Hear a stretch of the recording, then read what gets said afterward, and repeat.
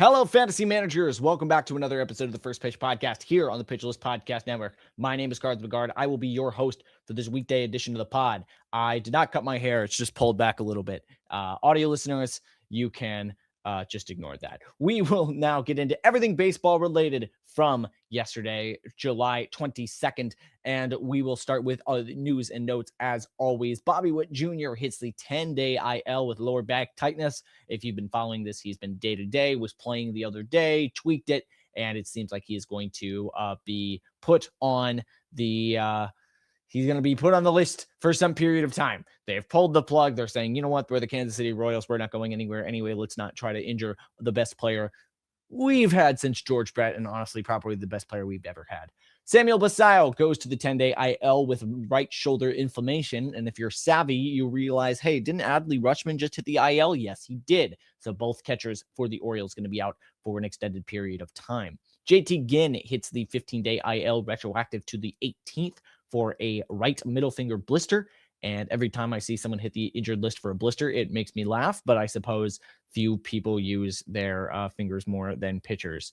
Rehab starts and recovery updates here. The only big one, Shohei Ohtani has a bullpen session. So he's working on getting back throwing from the mound. No word exactly on when you can expect to see him rejoining the rotation.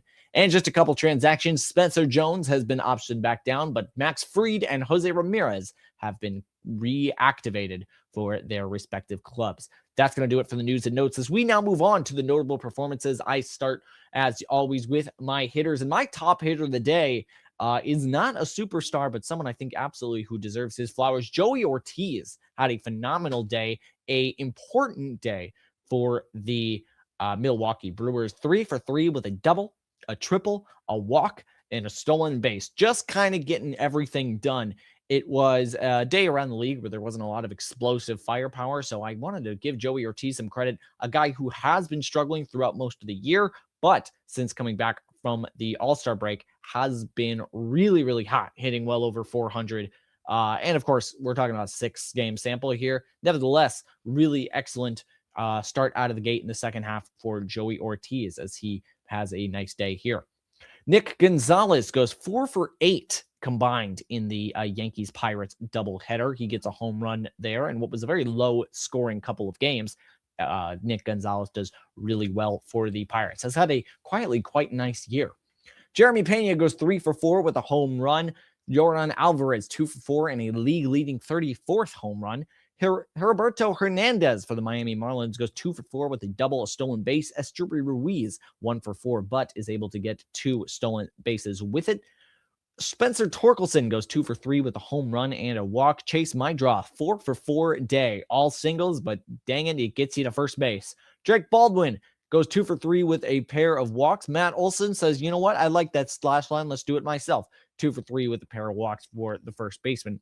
Jackson Merrill goes 2 for 4 with a home run. He has been red hot in the second half so far. Fernando Tatis Jr. 1 for 3 with a triple and 2 walks, continuing to just pick away at being a really decent, relevant fantasy player again, and starting to eat back his value. Chandler Simpson goes 1 for 2 with a walk and 2 stolen bases to his name. Freddie Freeman 3 for 4, 2 doubles, a walk. Dalton Rushing 2 for 4, a double and a home run. Andy Pages just goes 1 for 5, but is able to pick up 2 stolen bases. Pages has been rough the last couple of months. If you have been paying attention, OPS around, I think, a little under 700. So if you're a Pages owner, maybe a good time to sell. Tommy Edman goes 3 for 4 with a triple. Alec Boehm 2 for 4 with a home run. Trevor Larnach 2 for 4, a home run and a walk. Kyle Manzardo 3 for 5, home run and a double. Stephen Kwan been really nice the last couple of weeks. 3 for 5 for Stephen Kwan. Wade Meckler goes 2 for 3 with a walk, and the Angels lineup. Josh Naylor 2 for 4 with a double. The entire Diamondbacks offense. Sometimes I write out everyone who did a really nice job, but on days like this, I just like to throw out the whole team. 17 hits, 15 runs, 8 walks, 5 home runs for the Diamondbacks offense. They got on base a total of, do the math there, 25 times. Just a phenomenal performance. And basically everyone in that lineup, except for Geraldo Perdomo. I was blanking on his name for a second. Everyone else, besides Geraldo Perdomo, everyone besides him had a great day. And finally, CJ Abrams continuing to have a year that is going to make the Nationals front office really think if they want to extend him to a long-term deal or sell, where his price probably will never be higher, because he goes 4 for 4 with a double and a stolen base to just continue to be one of the most productive players in fantasy. That's going to be the daily the daily hitters. Be sure to check out the daily batters box article for more information on these hitters and then some. I'll take a short break and I'll come back with my starting pitchers, the reliever report, and my preview of today's games. See you in a bit. All right, welcome back to the First Pitch Podcast. We now move on to the starting pitchers, and it was a weird day on the mound for a bunch of teams. Some decent, mostly decent performances, nothing super noteworthy. One pitcher I do really want to highlight, though, is my pitcher of the day. That's going to be Bubba Chandler. 6 1/3 innings, no earned runs, 2 hits, just 1 walk. And if you know that Bubba Chandler doesn't allow a walk, it means he had a great day. 5 Ks, 94 pitches, 11 whiffs, 31 CSW percent. Not extremely overpowering. And the Yankees lineup is not extremely good. However, fastball was sitting at just a bit under 99 miles an hour, 17 inches of IVB. This is a really good outing. This is a very reassuring outing because he is someone that, if you've been following Bubba Chandler throughout the year, he can be erratic. He can struggle to get the whiffs. He can struggle to get the command down, and it seemed to be really working for him. The Yankees were unable to find an answer. Nice day for the Pirates flamethrower. Not Skeens, the other one. You know the drill. Mitch Keller goes 5 innings, no earned runs, 3 hits, 2 walks, 6 Ks on 75 pitches, 15 whiffs for Mitch Keller, 36 CSW percent. The pitch modeling is always going to not like Mitch Keller because his fastballs aren't fantastic. Really was able to make a lot of short work out of the Yankees, which maybe says something about the strength of that lineup today. But nevertheless, really nice performance. Christian Scott, across the Metro, goes 3 2/3, 3 earned runs, 4 hits, 3 walks, 6 Ks on 89 pitches, 10 whiffs, 30 CSW percent.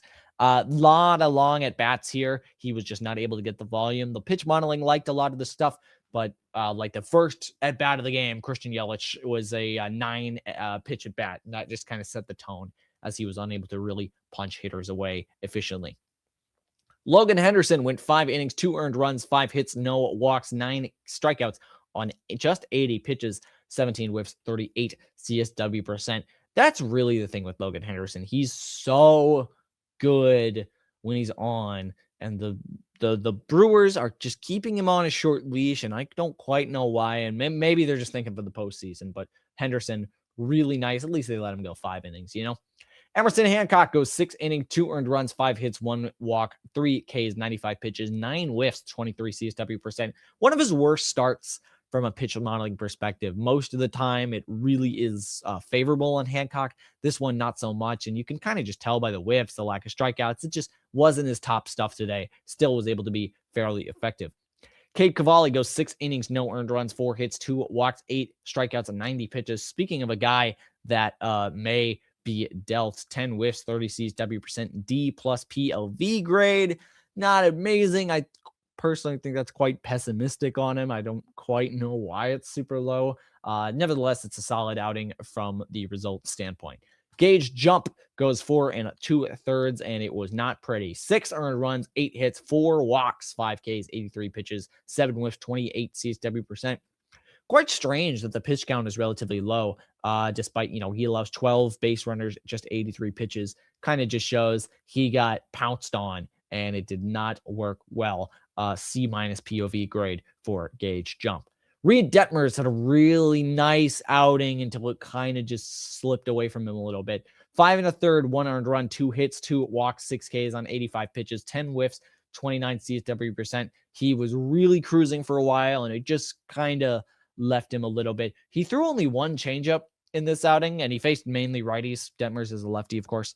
I don't know. Baseball's weird sometimes. Just wasn't feeling it, and maybe that impacted some sequencing thing, 3rd time through the order. Regardless, solid outing for Detmers, who is another name that's probably going to get traded, you'd have to imagine. We'll see what the Angels do. They're always weird. Max Fried goes 5 innings, no earned runs, 1 hit, 1 walk, 7 Ks on, get this, 57 pitches. It was a planned short outing for Fried coming back from the injured list. But yeah, likely they just said, yeah, go 5 innings max, see how you do. He throws an absolute gem. And had he gone on longer, would have been my pitcher of the day, no questions asked. 10 whiffs, 35% CSW. Still, he was up a tick and a half. And maybe that was just because he knew he was cruising. Regardless, really nice from Max Fried. Finally, his partner in crime of the day, Garrett Cole, went 7 innings, and it was so close. It was so close to greatness. 7 innings, 4 hits, no walks, 11 Ks, 93 pitches, 21 whiffs, 34 CSW percent. That sounds amazing. Carson, why is it not the pitcher of the day? Does allow 3 earned runs, and they weren't cheapies. Yeah. Not a sensational outing. When your ERA is over 4 for the day and you're thinking, okay, not quite. Still, it's a solid outing for Cole and really reassuring that he can get the swing and miss still. That's something that has been a little has fluctuated in his game in the last couple of years, and really nice to see from one of the premier aces of the generation. That's going to be the notable performances. For more information on all these pitchers and then some, check out the Plus Pitch podcast and Nick and Jake's daily SP roundups. We now move on to the reliever reports, where I tell you everyone who saved it and who blew it. Lot of saves, like a lot of saves. So get ready for this. Steven Cruz got his first save of the year for the Kansas City Royals. Trevor Megill, his 16th save of the year for the Milwaukee Brewers. Emilio Pagan, his 9th save of the year for the Cincinnati Reds. Riley O'Brien, his 26th save of the year for the St. Louis Cardinals. Brian Baker, his 26th save of the year for the Tampa Bay Rays. Rafael Iglesias picks up his 20th save of the year for the Atlanta Braves. Brian Hudson, his 4th save of the year for the San Francisco Giants. Brian Abreu picks up his 6th save of the year for, I said Brian Hudson. It was going so well. Brian Hudson for the White Sox, for the White Sox, like you care. Brian Abreu picks up his 6th save of the year for the Astros. Aroldis Chapman is 23rd save of the year for the Boston Red Sox. And I forgot to mention it at the top of the show, but the Red Sox picked up their 15th consecutive win, and then their streak was ended. So 15 consecutive wins, and then they did lose in a doubleheader against the Orioles, but it does snap there. Aroldis Chapman, though, picks up his 23rd save beforehand. Gregory Soto picks up his 13th save of the year for the Pirates, and joining him is Tim Hill, who picks up his first. Lot to get through. Who blew it? The Padres bullpen blew it. Oh, this was a funny one. Wandy Peralta and Randy Vasquez combined for 1 inning of work, 6 earned runs, 7 hits, 1 walk, and just 1 strikeout. Michael King had a really nice outing, and it just didn't matter. I didn't mention it the roundup, but there's 30 pitchers going in any given day. Wandy Peralta did not start things off. Randy Vasquez, yeah, this was rough. Astonishingly, the Padres almost clawed this back. They were losing after this. I'm just pulling this up here to make sure. Yeah, they were losing 7-1, and then they scored 5 runs at the top of the 9th. Almost clawed this one back, but still they were not able to. And the Braves get the win. So Padres bullpen blows it. That's going to be the reliever report. Check out Rick Graham's weekly articles as we now look forward. There's only 5 games today. Very short Thursday as per usual. So I'm just going to highlight my 1 game of the day, which is going to be the Twins versus the Guardians. It is Taj Bradley versus Gavin Williams. 2 very interesting power arms on the mound. That's going to be my game of the day. And that's going to be the First Pitch podcast today. For more information on everything baseball, hop on to pitcherlist.com. For further access, sign up for PL Plus or PL Pro to gain access to the Discord PLV apps and to support the Pitcher List staff like myself. So finally, my name is Carson McCard. You can find me on the Shallows podcast with my great co-host, Eric Henriksen, every Friday, as well as on the website, formerly known as Twitter, at Carson McCard BL. Thank you very much for listening. Good luck with the rest of your weeks. Bless the knees, bless the elbows. Take care, you guys.